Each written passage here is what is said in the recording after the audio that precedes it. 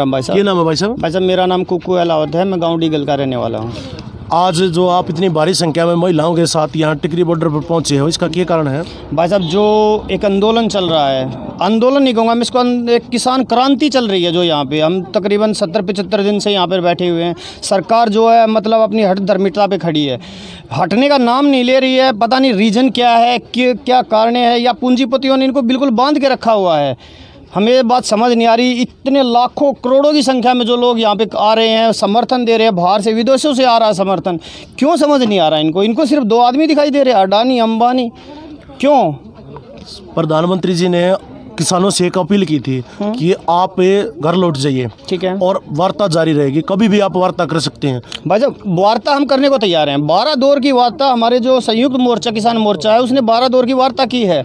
लेकिन आप बताइए, सरकार एक बात कहती है कि हम कानून वापस नहीं लेंगे, हम कह रहे हैं कि हमें कानून वापस लेने, हमने वापस करवाने हैं। मतलब एजेंडे दोनों साफ हैं, और वहाँ जाके सिर्फ चाय पी के वापस आने से क्या फ़ायदा है जब उन लोगों के हाथ में कुछ है नहीं। वो लोग मतलब मीटिंग करते हैं, किसानों से पूछते हैं भाई क्या चाहिए, किसान बोलते कानून रद्द करने, वो अंदर जाके किसी और से बात करते हैं। अगर वो ऊपर वाले के हाथ में जो कुछ है डायरेक्ट उसको ही मीटिंग में लेके आओ ना।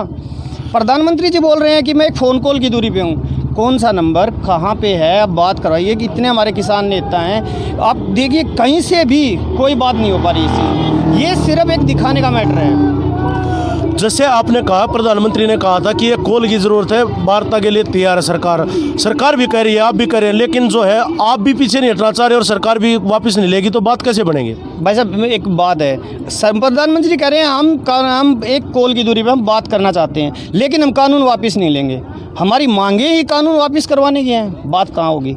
अब उन्होंने एजेंडा अपना साफ कर दिया, हम कानून वापस नहीं लेंगे। क्यों नहीं लेंगे आप ये बताइए ना। अभी वो कह रहे हैं कि MSP था, है, रहेगा। ये चीज़ हम आप कह रहे हैं कि हम पे प्रधानमंत्री भरोसा करना चाहिए। 2000 स्मार्ट सिटी बनेंगी, हमने उस पर भी भरोसा किया। 15 लाख खाते में आएंगे, हमने उस पर भी भरोसा किया है।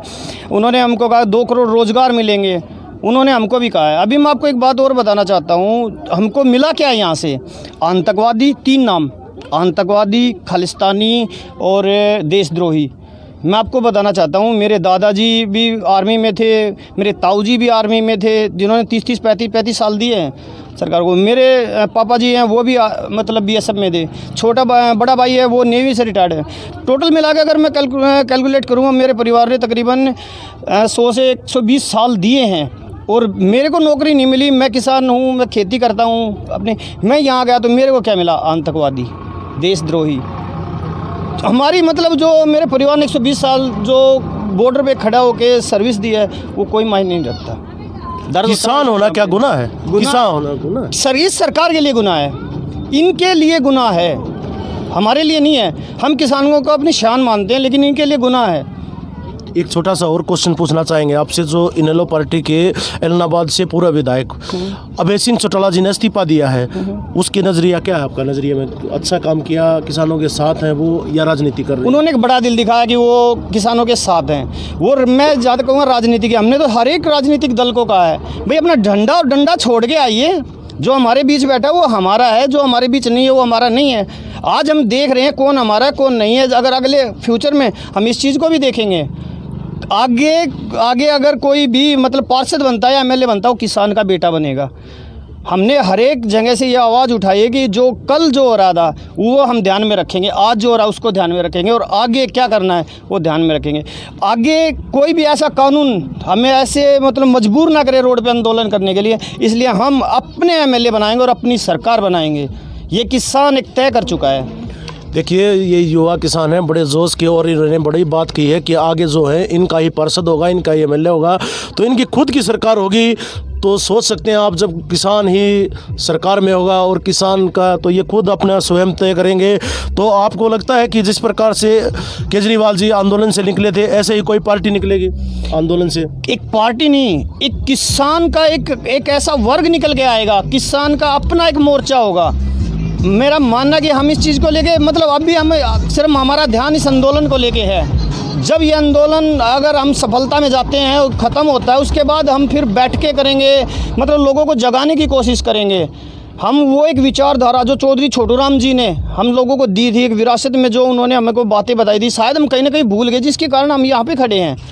उसी वजह से आज वो अगर हमें याद होती तो ये सरकार हमें ऐसे नहीं झुका सकती थी।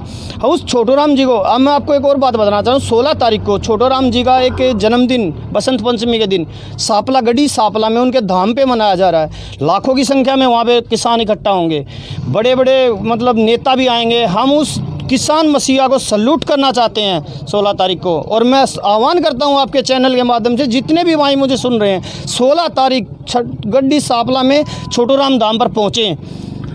आपने छोटूराम का जिक्र किया, हम उनकी दो बात बताना चाहेंगे। उन्होंने कहा था कि यह बोले किसान, एक तो बोलना ले सीख और दुश्मन को ले पहचान। आपने अभी तक कभी उनका अनुसरण नहीं किया इस नीति का?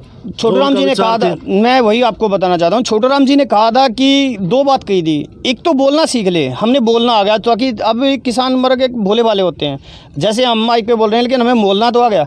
दुश्मन जो पहचानने की बात थी, हमने कोशिश की दुश्मन पहचानने की, लेकिन आज के दिन जो गिरगिट की तरह होते हैं, शेर की खाल में छुपे हुए भेड़िए, जैसे कि दीप सिद्धू, किसान एक भोले वाले लोग हैं। मतलब जिसने आया आंदोलन में सपोर्ट किया, कि बोला कि हाँ मैं भी आपके साथ हूँ, हमने उसको सीने से लगाया, ठीक है हम कंधे से कंधा मिलाया, चले। वो आया और हमारे साथ चला, लेकिन हमें ये नहीं पता था कि वो अंदर से कुछ और है और बाहर से कुछ और है। उसने अपनी औकात दिखाई 26 तारीख को। 26 तारीख पे उसने जो बरगलाने का काम किया, वहाँ पे जाके मतलब एक धर्म का झंडा लहराया। वो उसमें मतलब लोगों में एक डिवाइड एंड रूल करने की कोशिश की उसने। वो एक गलत काम था, हम उसकी निंदा करते हैं। उसकी इंक्वायरी होनी चाहिए, बड़े से बड़ी सुप्रीम कोर्ट की कोई अगर कमेटी बन के उस पर इंक्वायरी हो, पूरा जितना जाल था वो देखा जाए क्या है।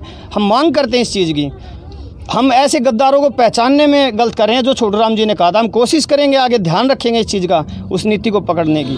अंत में हम एक क्वेश्चन और आपसे पूछना चाहेंगे, जो पंजाब हरियाणा का जो भाईचारे की मिसाल देखने को जगह जगह मिलती है, उसके पीछे क्या राज है?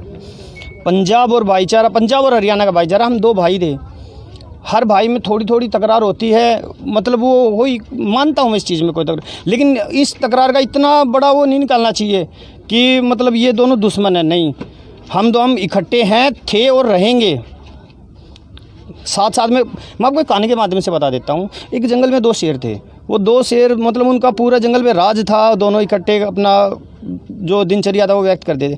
थोड़ी सी एक तकरार हो गई, वो अलग अलग हो गए, दोनों अलग अलग हो गए। तो लक्कड़ बग्गों के एक झुंड ने उस बड़े भाई पर हमला कर दिया।